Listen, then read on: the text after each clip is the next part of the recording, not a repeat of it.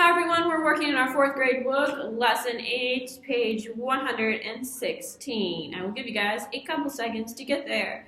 We will be working on scientific and technical text.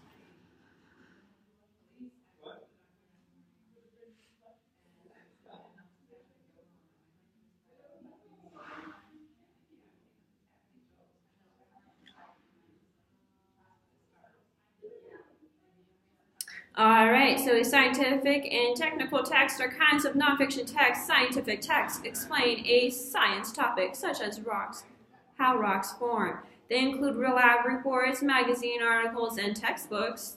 Technical texts provide detailed information about a specific subject. They often explain how something works or how to do something. For example, they could include brochures, recipes, manuals, and how-to guides are some examples. Now you have your main idea, which is the topic, which we have been studying through all of these lessons. Why was this text written, right? It is the topic. Then you got your details, which supports your main idea. So you need to have all your information that matches your main idea, your topic. Then we're going to be looking at our text structures because you can organize these in all different kinds of ways. So some of the ways that they can be organized are steps in a process or a sequence, right? So that's where you use your first, second, third, fourth, fifth, sixth, seventh, eighth, and so on. And it also includes first, second, last, and finally. Then you have your whole two-part structure. So that is the author states a topic, sentence, or a general idea, and then uses facts, details to describe the aspects of smaller parts of that idea.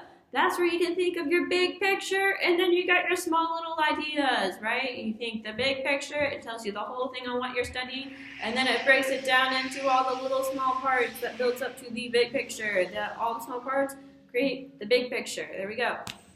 And then you have problem and solution structure. We've studied this one before, right? There's a problem and then they come up with a way to solve it. Then you have cause and effect. We've studied this before. Remember, the cause is what happens first and the effect is why what happens afterwards. And then you have your spatial structure, which describes where things are. For example, it could be top, bottom, front, and back, north, and west, and so on. Then you flip the page and you can be on graphic features. And graphic features in this part includes diagrams, a model, a table, and a chart. Oh, and you also have a flow chart. Exciting stuff, guys. Then you have your symbols. A symbol is a shape or a letter that stands for an idea. In science, for example, a plus sign can mean plus or positive, and then you have a minus sign, which can show minus or negative, right? That's the same format. Now you have your domain-specific language in your language spotlight, and that, remember, is the same thing as it was in historical text, which is words that are precise meaning to the subject, right? Words that only mean to that subject. And then you go on to reading all about different fun stuff. In your first thing, you get to read about the pH scale, which is super interesting. And if you guys remind me, I can tell you a cool plant that goes along with the pH scale when we come back. All right, guys, I hope you have a wonderful day, and I hope to see you guys soon.